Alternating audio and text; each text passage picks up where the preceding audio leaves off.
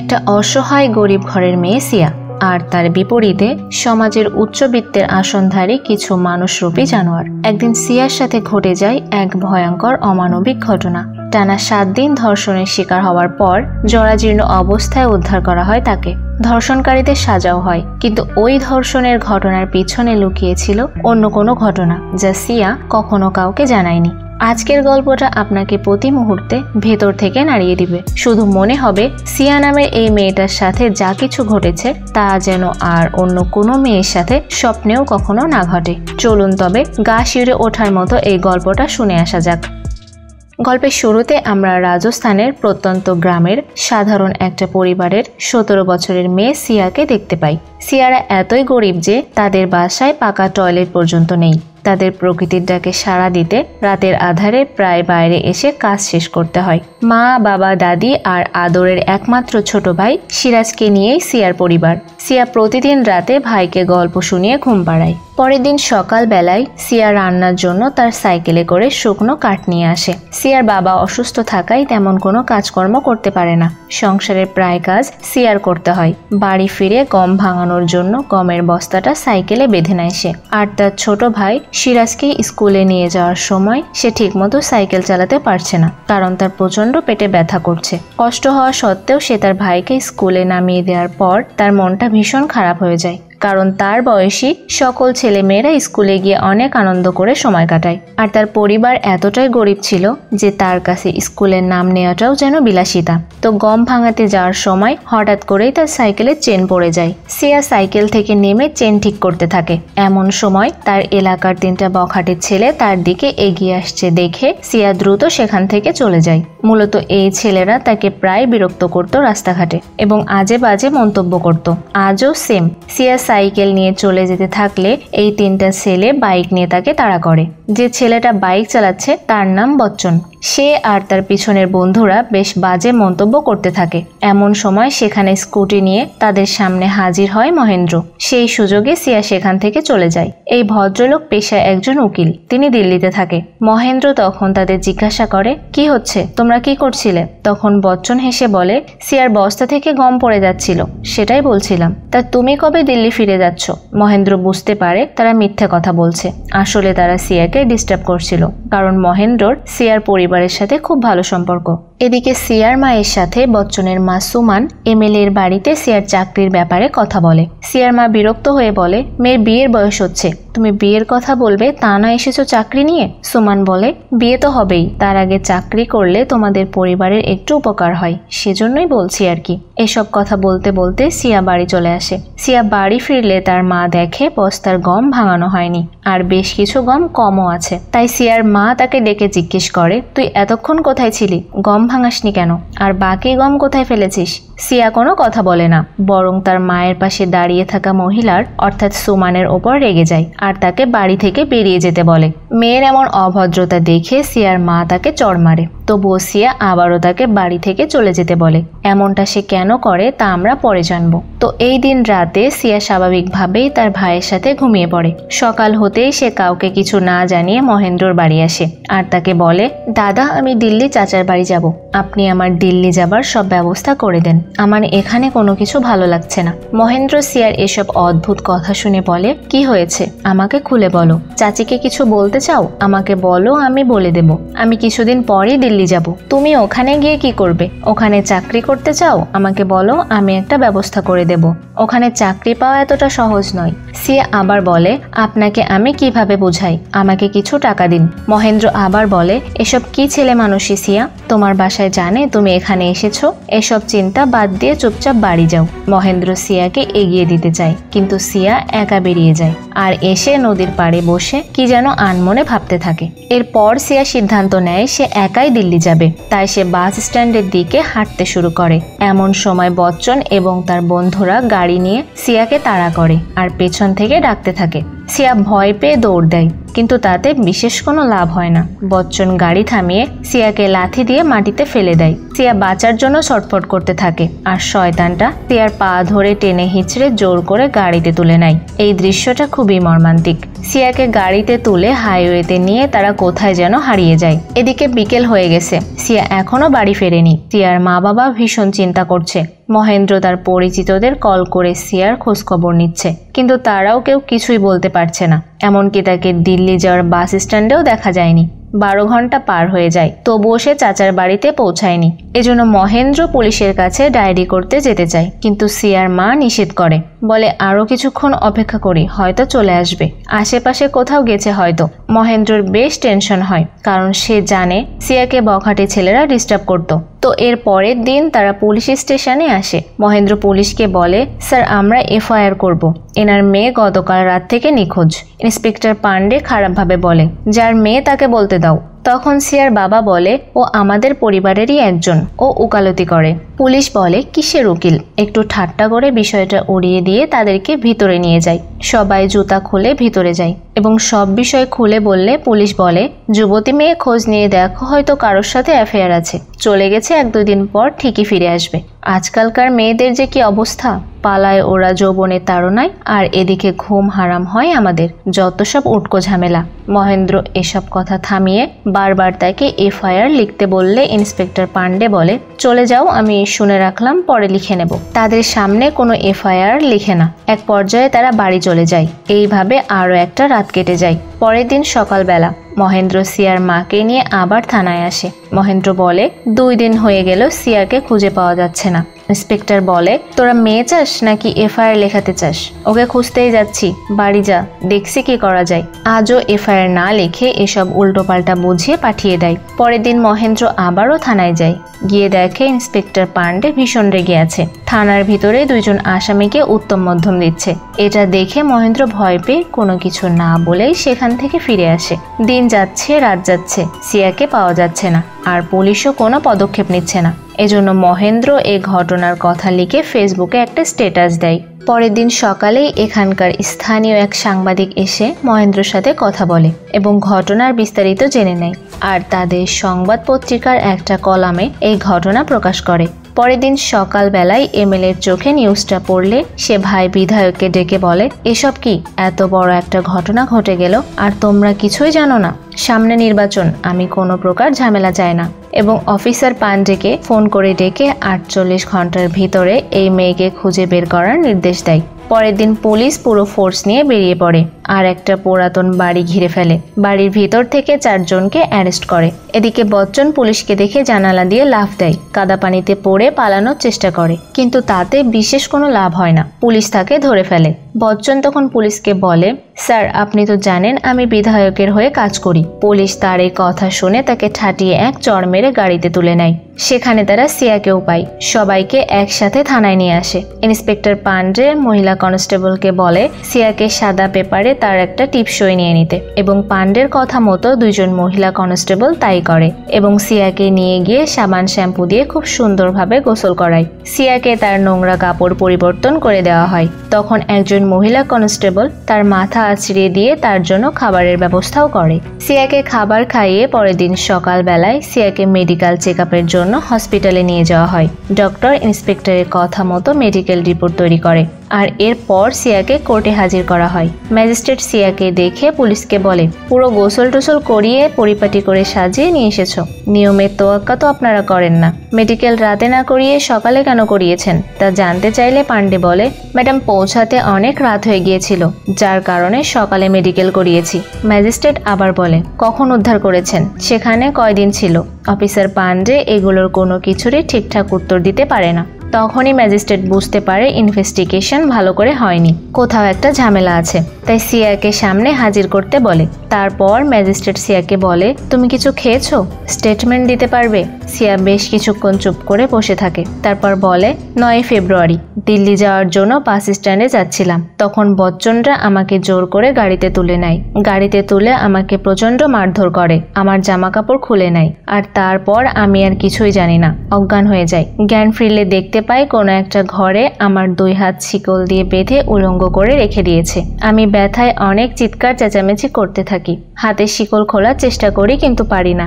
ওদের কাছে অনেক আকুতি মিনতি করি আমাকে ছেড়ে দেওয়ার জন্য, কিন্তু ওরা আমাকে ছাড়ে না। 3 দিন পর্যন্ত ওরা আমাকে কিছুই খেতে দেয়নি। ওরা 5 জন মিলে প্রতিদিন নেশা করে এসে পালাক্রমে আমাকে ধর্ষণ করত, খারাপ খারাপ ভিডিও দেখাতো, আমার ওপরে অনেক অত্যাচার করেছে। আমি ওইখানে সবাইকে চিনি না, কখনো দেখিনি। এভাবে 1 সপ্তাহ পর্যন্ত এমনভাবে চলেছে। ওরা আমাকে মেরে ফেলার হুমকি দিত, আমার ভাইকে মেরে ফেলার হুমকি দিত। আমার মনে হতো আমি আর বাঁচবো না। সিয়ার এসব কথা শুনে ম্যাজিস্ট্রেট ভীষণ অবাক হয়ে যায়। মানুষ কতটা নরপশু হলে এমন হিংস্র হতে পারে। সিয়া আবার বলে, ওরা আমাকে বেঁধে রাখতো, ওই ঘরেই আমি বাথরুম করতাম। ওদের ভেতর থেকে একটা ছেলে এসে সেটা পরিষ্কার করে ফেলতো। মাঝে মাঝে আমি প্রস্রাব করতে গেলেও শুধু রক্ত বের হতো। সিয়ার মুখে এমন নির্মম অত্যাচারের কথা শুনে ম্যাজিস্ট্রেট সহ মহিলা কনস্টেবলেরও গলা শুকিয়ে যায়। সিয়া কান্নায় ভেঙে পড়ে আর ম্যাজিস্ট্রেটের কাছে অনুরোধ করে বলে, আমাকে আমার মা বাবার কাছে ফিরিয়ে দিন। তো এরপর ম্যাজিস্ট্রেট আসামিদের থানায় রেখে ইনভেস্টিগেট করার নির্দেশ দেয় আর সিয়াকে তার বাড়ির মানুষদের কাছে ফিরিয়ে দেওয়া হয়। সিয়া তার বাড়ির সবাইকে দেখে জড়িয়ে ধরে কান্না করতে থাকে। সবাই তাকে স্বাভাবিক জীবনে ফেরাতে চাইলেও সে কোনোভাবেই আর স্বাভাবিক হতে পারছে না। তার মুখ থেকে হাসি নামের বস্তুটাই পুরো উঠে গেছে। এদিকে ইন্সপেক্টর পান্ডে বিধায়ককে ফোন করে বলে, চিন্তা করবেন না, আপনি যেভাবে বলেছেন সমস্তটা সেভাবেই হচ্ছে। অন্যদিকে মহেন্দ্র দিল্লি ফিরে এসে তার কাজে ব্যস্ত হয়ে যায়। তো যাই হোক, একদিন সিয়া রাতে তার মাকে বলে, আমার এখানে কোনো কিছুই ভালো লাগে না, আমি চাচির কাছে দিল্লি যেতে চাই। পরদিন সকালে তার চাচার সাথে দিল্লি আসার সময় গাড়িতে তার গ্রামে ভাইয়ের সাথে হাসি খুশি মজার দিনগুলোর কথা তার মনে পড়তে থাকে। তার চাচার বাড়িতে এসে চাচিকে বলে, চাচি আমি তোমার এখানে থাকতে চাই। পরের দিন সকালে সিয়ার জন্য ওর চাচি কিছু ড্রেস কিনে আনে। বাইরে বসে ওর চাচা আর বাবা আলোচনা করে, মান সম্মানের তো আর কোনো কিছুই বাকি নেই, এবার মেয়ের বিয়ে কি করে দিব। তখন সিয়ার চাচি বেরিয়ে এসে বলে, আস্তে কথা বলো, ভিতর থেকে সিয়া সব শুনতে পাচ্ছে। এদিকে চাচার বাসায় সিয়া আস্তে আস্তে স্বাভাবিক জীবনে ফিরতে শুরু করে। মহেন্দ্র তার কাজে ব্যস্ত থাকে আর অন্যদিকে ওই 5 জন বখাটে জামিনে জেল থেকে ছাড়া পেয়ে যায়। আসলে ইন্সপেক্টর পান্ডে এমনভাবে কেসটা সাজিয়েছে যাতে এই 5 জন খুব সহজে ছাড়া পায়। বচ্চনরা জেল থেকে ছাড়া পাওয়া মাত্রই মহেন্দ্রর কাছে খবর চলে আসে, কিন্তু এটার জন্য মহেন্দ্র বেশ হতাশ হয়ে যায়, কারণ তারা এত জঘন্য কাজ করার পরও তাদের জামিন কি করে হয়। তো এদিকে আবার সিয়ার বাবা চাচা এই বিষয়টা এখানেই শেষ করতে চায়। তারা এই লড়াইটাকে সামনের দিকে এগিয়ে নিয়ে যেতে চায় না। তারা বলে, মেয়ে মানুষ একেই অঘটন, তারপর আমাদের তেমন কোনো ক্ষমতা নেই, তাদের সাথে বাড়াবাড়ি না করে এখানে থেমে যাওয়াটাই ভালো। কিন্তু সিয়া ওই ভয়ঙ্কর দিনগুলোর কথা ভাবলে আজও তার গায়ে কাঁটা দিয়ে ওঠে। সেই মুহূর্তগুলোর কথা ও কখনো ভুলতে পারে না। এখনো হিংস্র পশুদের অত্যাচারের কথা মনে করে রাতভর কান্না করে। এরপর একদিন সিয়ার চাচার কাছে এমএলএ ফোন করে বলে, যা হবার হয়ে গেছে, ছেলে মানুষ ভুল করে ফেলেছে, আমি বচ্চনের সাথে সিয়ার বিয়ে দিতে চাই, আশা করি এতে ভালো কিছুই হবে। এটা শোনার পর সিয়ার চাচা রাজি হয়ে যায়, কারণ তাকে এমএলএ ভয়ও দেখায়, এই বিয়েতে রাজি না হলে তাকে পুরাতন অস্ত্র মামলায় আবারও ফাঁসিয়ে দেবে। অন্যদিকে সিয়া তার চাচিকে জড়িয়ে ধরে কান্নায় ভেঙে পড়েন আর বলে, আমার সাথে যে এত বড় নৃশংসতা করতে পারে তার সাথেই তোমরা আমার বিয়ে দেওয়ার জন্য কি করে রাজি হলে। সিয়ার চাচি তাকে বোঝায়, চিন্তা করতে নিষেধ করে। সিয়ার চাচি সকালে চাচাকে এই বিয়ের জন্য রাজি হতে নিষেধ করলে তখন তার চাচা বলে ওঠে, ওরা নিজে থেকে সব ভুল বোঝাবুঝি মিটিয়ে নিতে চাচ্ছে, আর এটা করলে গ্রামের লোকের কথা বলাও বন্ধ হয়ে যাবে। আমরা গরিব মানুষ, শুধু শুধু ঝামেলা করে লাভ কি। এমনটাই হয় বুঝলেন অসহায় মানুষদের সাথে, সারা জীবন রাঘব গোয়ালরা অত্যাচার করে যাবে আর খেটে খাওয়া মানুষগুলো অত্যাচারিত হয়ে যাবে। এটাই বর্তমান সমাজের নিয়ম, কোথাও সুষ্ঠু বিচার নাই। এরপরে সিয়া মহেন্দ্রর কাছে ছুটে যায় আর বলে, ওরা এত বড় পাপ করেও কি করে মুক্তি পেল। তখন মহেন্দ্র বলে, এখনকার সময় টাকার ক্ষমতা থাকলে অনেক কিছুই করা যায়, আমাদের হাতে আর কিছুই করার থাকে না। তবে এই লড়াইটা লড়তে গেলে আর মাত্র 2টা পথ খোলা আছে। 1, সব অন্যায় অত্যাচার সহ্য করে চুপ করে থাকা, আর না হয় নিজের জীবন বাজি রেখে লড়াই করা। সিয়া বলে, আমি লড়াই করতে প্রস্তুত, আমি ন্যায় বিচার চাই। মহেন্দ্র তাকে আবারও বোঝায়, এই লড়াইটা এতটা সহজ নয়, যেখানে তোমার পরিবারই তোমাকে সাহায্য করতে রাজি হচ্ছে না, তবুও সিয়া লড়াই করতে চাই। তখন মহেন্দ্র তার হাতে কাগজ কলম ধরিয়ে দিয়ে বলে, তোমার সাথে যা কিছু হয়েছে সবকিছু এখানে লিখে দাও। সিয়া সারা রাত জেগে এই কাগজে সবকিছু লিখে। সিয়ার চাচা থেকে বোঝায়, তুমি যেটা করছো সেটা ভুল করছো, কারণ ওদের সাথে লড়াই করার মতো আমাদের ক্ষমতা বা টাকা কিছুই নেই। ভালো করে ভাবো, আমরা ন্যায় বিচার পেতে গিয়ে না পুরোপুরি ধ্বংস হয়ে যাই। সিয়ার কথা নড়চড় হয় না। মহেন্দ্র বাসে করে কোর্টে যাওয়ার সময় সেই লেখা পেপার মহেন্দ্রর হাতে দেয়। মহেন্দ্র পুরো পেপারগুলো পড়ে অবাক হয়ে যায় আর সিয়াকে বলে, এসব কি লিখেছো? আমাকে তো আগে কখনো এসব বলনি। তারপর সিয়া বলে, তুমি তো আমাকে সবকিছু লিখতে বলেছো, তাই লিখেছি। সেদিন সকালে আমি তোমার কাছে গিয়েছিলাম, মনে আছে নিশ্চয়ই? সেদিন বলতে পারিনি, আমার আর পিছনে হাঁটার মতো পিছুটান নেই। তারপর বাস থেকে নেমে মহেন্দ্র আর সিয়া কোর্টে যায়। সিয়ার লেখা স্টেটমেন্টের কপি এসপি জজ সিএম এর কাছে পাঠিয়ে দেয়। এমন সময় মহেন্দ্র লক্ষ্য করে বিধায়কের লোক কোর্টে এসেছে, তাই সে দ্রুত সিয়াকে সেখান থেকে নিয়ে চলে যায়। অন্যদিকে পুলিশ সিয়াদের বাড়ি গিয়ে সিয়ার বাবাকে হুমকি দিয়ে বাসা থেকে তুলে নিয়ে গিয়ে প্রচুর মারধর করে। আধমরা অবস্থায় গাছের সাথে দড়ি দিয়ে বেঁধে ফেলে রেখে যায়। আর তার পরপরই পুলিশ সিয়ার চাচাকে অস্ত্র মামলায় তাকে অ্যারেস্ট করে নিয়ে যায়। সিয়ার বাবা এত আহত হয়েছিল যে তাকে হসপিটালে নিয়ে যাওয়া হয়। সেই সময় পুলিশ একটা সাদা কাগজে সিয়ার বাবার থেকে টিপসই নিয়ে নেয়। আবার সেই মুহূর্তে সিয়ার বাবার একটা ভিডিও ভাইরাল হয়। সেখানে সে বলছে, আমাকে মিথ্যা মামলায় জোর করে পুলিশ ধরে এনে প্রচুর মারধর করেছে। আর এই নিউজটা সংবাদ মাধ্যমে প্রচার হতে শুরু করে। চারিদিকে হইচই পড়ে যায়। এরপর পুলিশ সিয়ার পরিবারের বাকি সবাইকে এবং মহেন্দ্রকেও গাড়িতে করে থানায় না নিয়ে একটা জায়গায় নিয়ে আসে। মূলত সিয়ার বাবা পুলিশের অত্যাচারে মারা গিয়েছে। আর পুলিশ বরাবরের মতো কোনো নিয়মের তোয়াক্কা না করেই সিয়ার পরিবারকে কোনো কিছু না জানিয়েই তার শেষ কার্য সম্পূর্ণ করে। সিয়ারা এই ঘটনা জানতে পেরে সেখানে আসে এবং বাবার চিতার আগুন জ্বলতে দেখে সকলেই চিৎকার করে কান্নাকাটি করে। এমন অন্যায় দেখে মহেন্দ্র ফেসবুক লাইভে এসে সবকিছু বলে দেয়। পুলিশ কিভাবে তার পরিবারকে কোনো কিছু না জানিয়ে এইভাবে শেষ কাজ সম্পূর্ণ করে। এই ভিডিওটাও মিডিয়ার কাছে ছড়িয়ে পড়ে। এর পরের দিন এমএলএর কাছে মিডিয়ার লোকজন এসে হানা দেয় আর তাকে জিজ্ঞেস করে, আপনার ভাই এই কাজটা করেছে। তখন এমএলএ সবার কাছে ভালো সাজার জন্য বলে, আমি এসবের কিছু জানি না। তখন আরেকজন সাংবাদিক বলে ওঠে, এই কেসটা মুখ্যমন্ত্রীর নির্দেশে সিবিআই এর কাছে হস্তান্তর করা হয়েছে। এসব শোনার পর এমএলএ সাহেব পুরোপুরি চুপ হয়ে যায়। তার মুখ মুহূর্তের মধ্যেই ফ্যাকাশে হয়ে যায়। এরপর সিবিআই তাদের তদন্ত শুরু করে। সিবিআই অফিসার সিয়াকে জিজ্ঞাসাবাদের জন্য ডেকে পাঠায় আর বলে, তুমি 3টা পেপারে 3 রকম কথা লিখেছো কেন? পুলিশ একটা লিখেছে প্রথমে ম্যাজিস্ট্রেটের কাছে, তুমি একটা স্টেটমেন্ট দিয়েছো, সেটাতে বচ্চনদের কথা বলা আছে। আবার পরবর্তীতে যে স্টেটমেন্ট দিয়েছো যেখানে এমএলএ আর তার ভাই বিধায়কের নাম আছে, কোনটা সত্যি আর কোনটা মিথ্যে বলো। ঘটনাটা বুঝিয়ে বলি, সেটা হলো সেদিন নতুন যে স্টেটমেন্টটি লিখে বাসের ভিতর মহেন্দ্রকে দিয়েছিল আর মহেন্দ্র সেটা পড়ে অবাক হয়ে গিয়েছিল, যেমনটা আমরা একটু আগে দেখেছি। সিয়া এই কথা আগে কখনো মহেন্দ্রকে বলেনি, যেটা সেই স্টেটমেন্টে লেখা রয়েছে, এমএলএ ও তার ভাই বিধায়কের কথা। সিয়া ভয় পেয়ে যায় এবং সিবিআই এর কোনো প্রশ্নের উত্তর না দিয়ে দৌড়ে বাইরে এসে তার মাকে জড়িয়ে ধরে কান্না শুরু করে। তখন মহেন্দ্র আর বাকি সবাই তাকে বুঝিয়ে আবার ভিতরে পাঠায়। সাথে এবার সিয়ার মাও ভিতরে আসে যাতে সে একটু সাহস পায়। এদিকে ইন্সপেক্টর পান্ডের টিমকে সাসপেন্ড করে রাখা হয়। তো যাই হোক, সিয়া সিবিআই এর সকল প্রশ্নের উত্তর দেয়। বলে ফেব্রুয়ারির 4 তারিখ রাত 9টায় এমএলএ চাকরি দেওয়ার কথা বলে আমাকে তার বাড়িতে ডেকে নেয়। বচ্চনের মা সুমান আমাকে এমএলএ এর রুমে পাঠায়। আমি জিজ্ঞাসা করেছিলাম আমাকে এত রাতে কেন ডেকেছে। তখন সুমান বলে, এমএলএ দিনে ব্যস্ত থাকে তাই রাতে তোকে আসতে বলেছে। চিন্তা করিস না, চাকরির একটা ব্যবস্থা হয়ে যাবে, তোদের পরিবারের অবস্থা ঠিক হয়ে যাবে।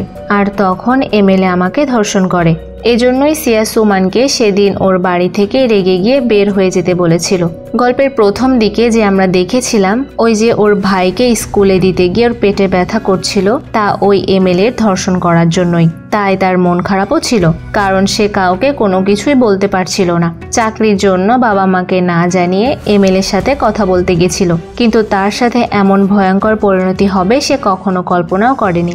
এমনকি সিয়াকে পুলিশ উদ্ধার করার পর যে মহিলা পুলিশ কনস্টেবল সিয়ার মাথা আছড়িয়ে দিচ্ছিল, সেও তাকে হুমকি দিয়ে বলেছিল এমএলএর জন্য তুই আজ জীবন ফিরে পেলি, তার নাম কোথাও নিবি না, এমনকি পরিবারকেও এমএলএর নাম বলবি না। তো যাই হোক, সিয়ার মুখে সিবিআই সব কথা শুনে নিস্তব্ধ হয়ে যায় আর মহেন্দ্রকে বলে, তুমি একজন উকিল, এফআইআর করনি কেন? তখন মহেন্দ্র বলে, স্যার, যেখানে আমাদের জুতা খুলে থানার ভেতরে যেতে হয়, আমাদের পেশা নিয়ে হাসাহাসি করা হয়, সেখানে আমাদের ন্যায় বিচারের জন্য এফআইআর লিখবে? এরপর নদীতে সিয়ার বাবার অস্থি বিসর্জন দেওয়া হয়। ঠিক সেই সময় মহেন্দ্র ও সিয়ার উপরে বিধায়কের লোকজন এলোপাথারি গুলি ছুটতে থাকে। মহেন্দ্র সিয়া আর তার ভাইকে নিয়ে কোনো মতে একটা নৌকায় উঠে পালিয়ে যায়। এখানে তাদের প্রাণের ভয় আছে, তাই মহেন্দ্র তার মাকে জামা কাপড় গুছিয়ে নিয়ে মামার বাড়ি চলে যেতে বলে। তার মা যেতে রাজি না হলে সে তার মাকে অনেক বুঝিয়ে শুনিয়ে পাঠিয়ে দেয়। পুলিশ বচ্চনদের আবার অ্যারেস্ট করে নিয়ে আসে। অন্যদিকে এমএলএ মহেন্দ্রকে কল করে এবং প্রাণে মেরে ফেলার হুমকি দেয়। মহেন্দ্র এই সমস্ত কল রেকর্ড সিবিআই এর হাতে তুলে দেয়। আবার সিয়ার চাচাকে পুলিশ পুরাতন অস্ত্র মামলায় গ্রেফতার করে নেয়। এদিকে এমএলএ সিবিআই এর অফিসে স্টেটমেন্ট দিতে এসে জনগণের উদ্দেশ্যে বড় বড় ভাষণ দিচ্ছে। আমিও চাই সুষ্ঠু বিচার হোক, অপরাধীরা শাস্তি পাক, আমাদের সকলের উচিত আইনকে সাহায্য করা। আর তার এই ভাষণে জনগণ তার জয়গান করে। এমএলএ আটঘাট বেঁধেই সিবিআই অফিসে এসেছিল তার উকিলকে নিয়ে, কিন্তু তেমন কোনো লাভ হয়নি। সিবিআই অফিসার আগে থেকেই তার 14 দিনের রিমান্ড মঞ্জুর করে রাখে। এরপর এমএলএ এর উকিল থানা থেকে চলে যায় আর এমএলএ পুলিশের অতিথি হয়ে রয়ে যায়। আর এজন্যই এমএলএ এর লোকজন ওই দিন রাতে মহেন্দ্রর বাড়িতে আগুন ধরিয়ে সবকিছু পুড়িয়ে দেয়। ন্যায় বিচার পেতে মহেন্দ্র তাদেরকে সাহায্য করায় তাকে সর্বশান্ত হতে হয়। এর পরের দিন সিবিআই অফিসার আবারও সিয়ার বাড়িতে আসে আর সেদিন যেখানে এমএলএ তাকে ধর্ষণ করেছিল সেখানে নিয়ে যেতে বলে। সিয়া তাদেরকে নিয়ে যায় এবং ডিএনএ ম্যাচ করার জন্য সেখান থেকে বেশ কিছু স্যাম্পল নিয়ে আসে। এর পরের দিন মহেন্দ্র একটা গাড়ির ব্যবস্থা করে সিয়াদের পরিবারকে দিল্লি পাঠিয়ে দেয়। তখন গাড়িতে সিয়ার চাচি কাঁদতে কাঁদতে বলে, হয়তো আমাদের আর কারো বাঁচা হবে না, সিয়ার চাচাকেও হয়তো মেরে ফেলবে। মহেন্দ্র তাদের সান্ত্বনা দিয়ে বলে, ভেঙে পড়বেন না, শক্ত হন, আমরা ন্যায় বিচার পাবো, ভরসা রাখুন। তখন সিয়া বলে, এমন ন্যায় বিচার পেয়ে কি লাভ, যদি সেই ন্যায় বিচার পাওয়ার জন্য আমরা সবাই বেঁচেই না থাকি, আমাদের জীবন দিতে হয়। সেই মুহূর্তে একটা চলন্ত ট্রাক এসে ধাক্কা দেয়। সিয়াদের গাড়ি উল্টে পড়ে পুরোপুরি বিধ্বস্ত হয়ে যায়। ঘটনাস্থলে মহেন্দ্র, সিয়ার চাচি, সিয়ার মা মারা যায় আর সিয়াকে গুরুতর অবস্থায় হসপিটালে নেওয়া হয়। কিন্তু সিয়ার বেঁচে থাকার মতো ইচ্ছাই নাই। আইসিইউতে শুধুমাত্র তার নিথর দেহটাই জীবিত হয়ে পড়ে আছে, তার কথা বলার শক্তি পর্যন্ত নেই। সিয়ার ভাই তাকে দেখার জন্য বাইরে দাঁড়িয়ে অপেক্ষা করে। অন্যদিকে সিবিআই এখনো পর্যন্ত তাদের তদন্ত চালিয়ে যাচ্ছে। নিজের জন্য ন্যায় বিচার চাওয়াটাই তার জীবনের জন্য কাল হয়ে দাঁড়ায়। পুরো একটা পরিবার ধ্বংস হয়ে যায়। হয়তো এই মামলার রায় হবে, আসামিরাও শাস্তি পাবে, তাতে কি? সিয়া কি তার জীবনের এই কালো অধ্যায়গুলো কখনো মুছতে পারবে? সুষ্ঠু বিচার দেখার জন্য কি শেষ অবধি বেঁচে থাকবে? সুন্দর জীবন কি আর কখনো ফিরে পাবে? আমাদের সমাজের বিচার ব্যবস্থা এমন। আজকের গল্পটা আপনাদের কেমন লেগেছে অবশ্যই কমেন্ট করে জানাবেন। আমি তো মুভিটা দেখে পুরো স্তব্ধ হয়ে গেছি। আমাদের পরিবারের কারোর সাথে যদি এমন ঘটনা ঘটতো তাহলে কেমন হতো। তবে সিয়াকে ধন্যবাদ যে সে ভয় না পেয়ে নিজের জীবন দিয়ে হলেও লড়াইটা শেষ অবধি লড়ে গেছে। সিয়ার এমন পরিস্থিতি আর কোনো মেয়ের না হোক। সবাই ভালো থাকবেন। দেখা হবে নতুন কোনো মুভির এক্সপ্লেইন ভিডিও নিয়ে।